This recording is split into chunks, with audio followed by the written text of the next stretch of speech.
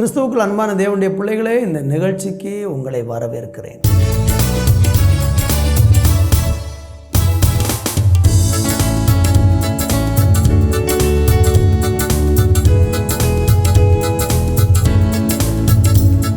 அநாதி தேவனு அடைக்கலமே, அவர் நித்திய புயங்களு ஆதாரமே.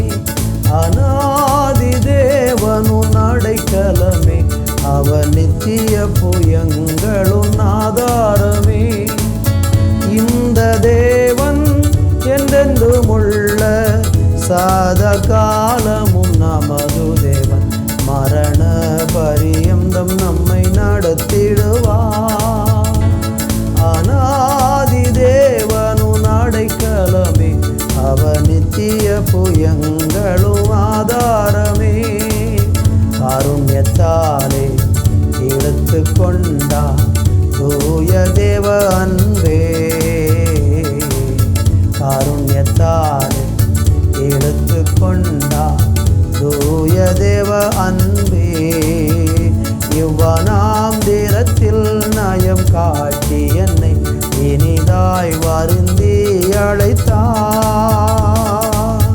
இந்த தேவன் என்றென்றுமுள்ள சாத காலமும் நமது தேவன், மரண பரியந்தம் நம்மை நடத்திடுவார். அநாதி தேவனு அடைக்கலமே, அவர் நித்திய புயங்களு ஆதாரமே. அநாதி தேவனு அடைக்கலமே, அவர் நித்திய புயங்களு ஆதாரமே.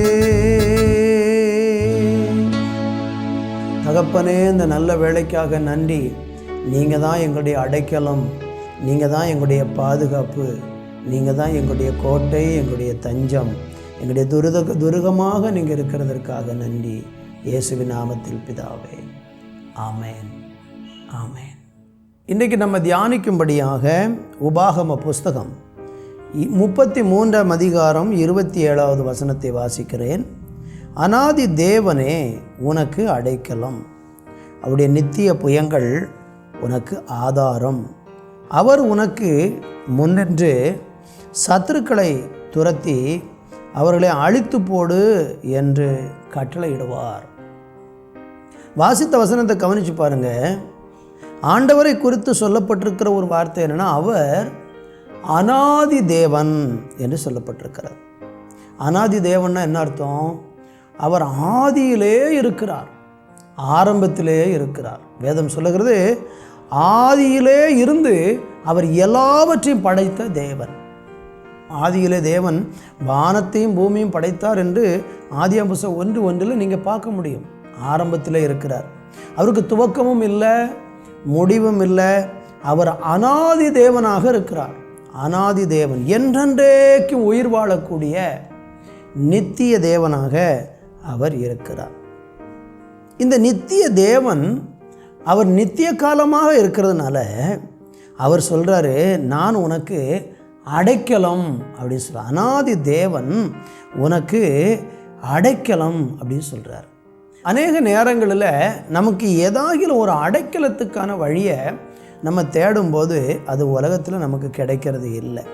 ஆனால் நீங்கள் சங்கீதங்களின் புஸ்தகத்தில் 90ஆம் சங்கீதம் 1-2 வசனத்தை படிச்சிங்கன்னா, ஆண்டவரே தேவரீர் தலைமுறை தலைமுறையாக எங்களுக்கு அடைக்கலமானவர்.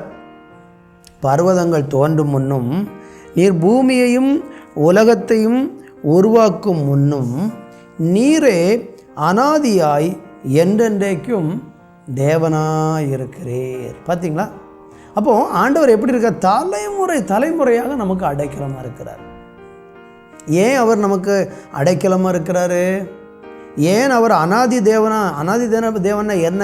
அங்கே வார்த்தை சொல்லுது, பர்வதங்கள் தோன்றும் முன்னே அவர் இருக்கிறார், பூமியும் உலகத்தையும் உருவாக்கும் முன்னே அவர் அன்னைக்கே இருக்கிறார். எல்லாம் உலகம் தோன்றதுக்கு முன்னே அவர் தேவனாக இருக்கிறார். அவருக்கு துவக்கமே கிடையாது. நீங்கள் அதை சிந்திக்க கூட முடியாது உங்களால். நம்ம மூளைக்கு அது எட்டாது, நம்முடைய அறிவுக்கு அது எட்டாது. அவர் அநாதி முதலே இருக்கிறார். ஆரம்பம் என்னைக்கு தெரியாது.